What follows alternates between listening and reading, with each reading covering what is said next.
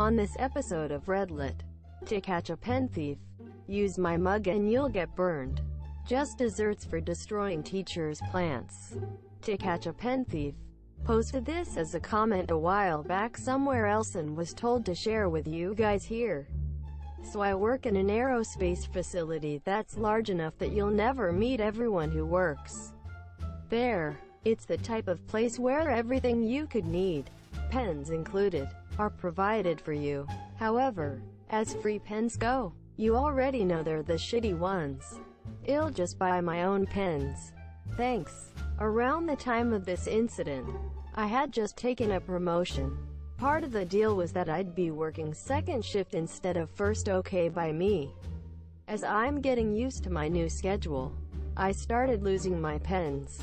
Not abnormal for me, but it was happening too often that I'd come into work and I swear I put my pen right here last night, but now I can't find it. I grew suspicious of my now previous coworkers who knew where I usually stashed things, and I hatched a plan. First, I had to make sure my pen was indeed being taken rather than me losing my mind due to my new schedule. I bought a pack of Pilot G2s, best pens out there, and laid a trap. Now I work in the machine shop and there are toolboxes everywhere. I set up and run multiple machines, but there's a particular machine that everybody knows is kinda my home base. In that accompanying toolbox I left a pen in the top drawer right front and center for pendejo to find, and sure enough, it was gone the next day. I'm not crazy, and the hunt has begun. In my line of work, we have controlled documents. Every piece and part is documented and serialized. One of our huge taboos is using any color other than black on these documents.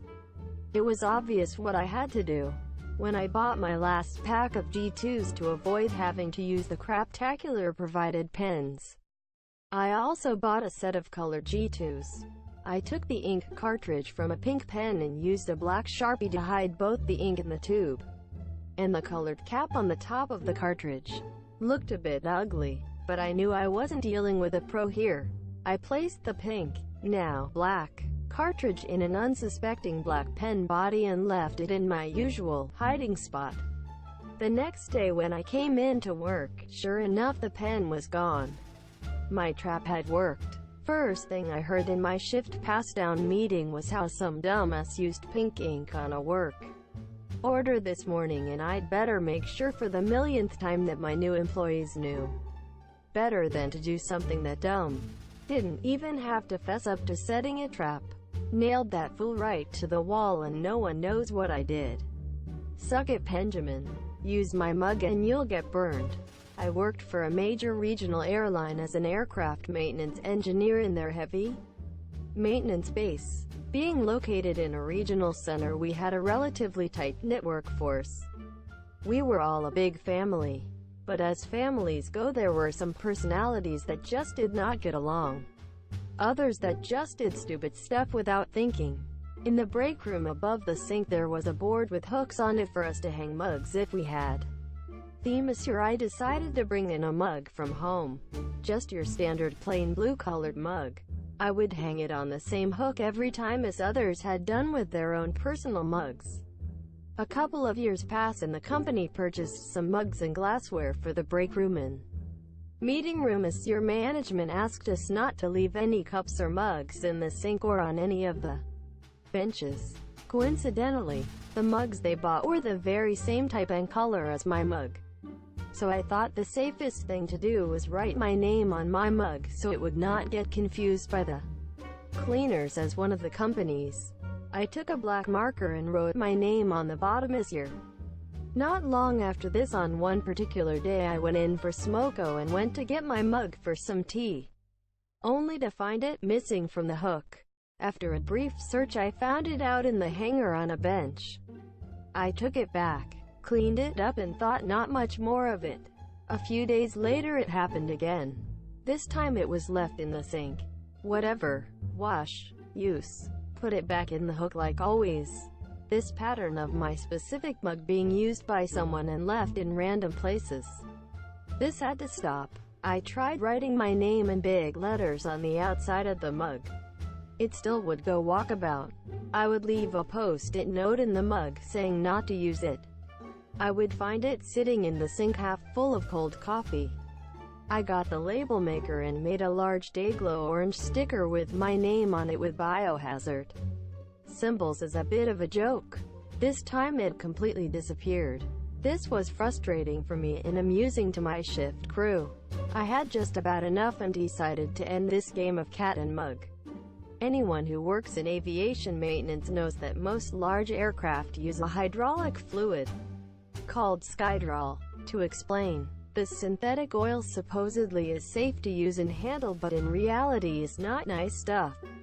If you were to get some on your hands, you would experience a slight warming sensation leading to a mild sting. Any cuts or breaks in the skin of your hands or fingers would almost instantly sting with contact with this fluid. Softer skin, armpits or genitalia, if you were unlucky, was even more sensitive. If you got this stuff in your eyes, it was an agony that simply water would take minutes to abate.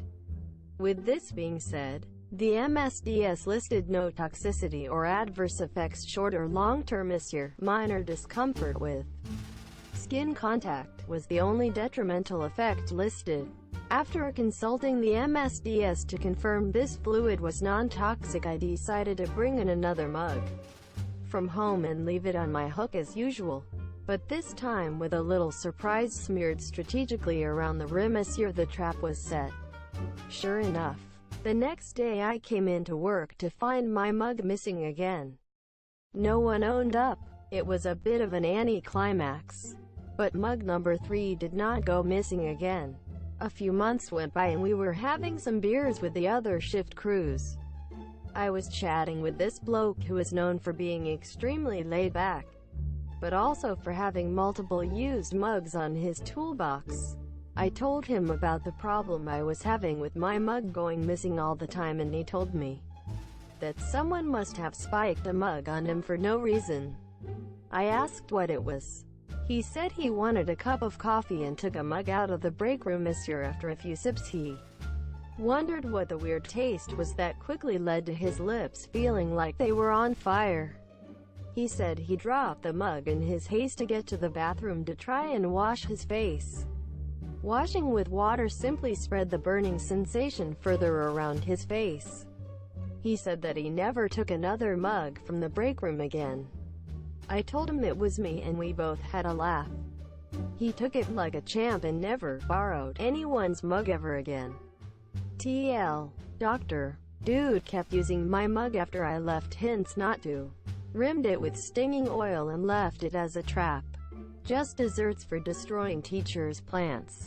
This happened to my father, not me. I find it rather funny and definitely pro-revenge. My father was a teacher. He taught several subjects during his career, and spent the last 15 years teaching science. He spent most of his career teaching the more difficult students. One year the teachers were all upset because students kept killing their plants by ripping off the leaves. My dad wasn't really fond of plants, even though he didn't like having a lot of plants around the house. He started thinking of ways to get the kids to stop killing the other teachers' plants. Finally, he came up with a way to teach the kids not to mess with plants.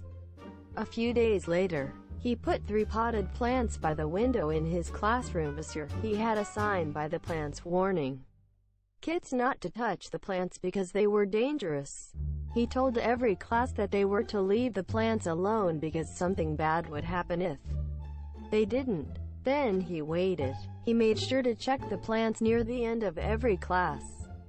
2 days after putting the plants out, he noticed that a lot of the leaves were missing from one plant. He had all the students line up against a wall and he checked all of the desks for leaves. He didn't find any of them.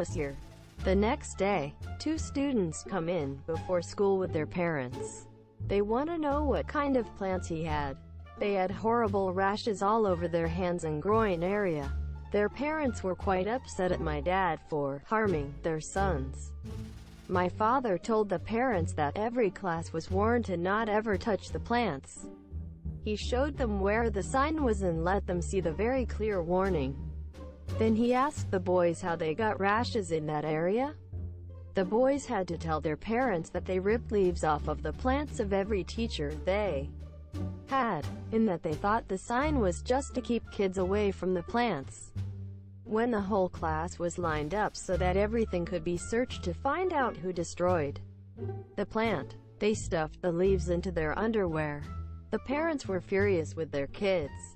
They weren't pleased to have their kids get rashes from the plants in the classroom. But that paled in comparison to their anger with their kids. The boys missed several days of school until the rash cleared up. My father then told each class that the plants were poison ivy. It taught the entire class not to mess with other people's plants. You never know what might happen. It stopped the plant destruction for that year. Of course, the administration made a rule that you could not have dangerous plants in the classroom. This year no one thought to make a rule about this because most people do not plant poison ivy in pots and take them to school. FYI, for some reason my father does not get rashes from poison ivy, poison oak or poison sumac. Planting some in a pot was easy as he kept some planted in an area of the backyard that he wanted my brother and I to stay away from.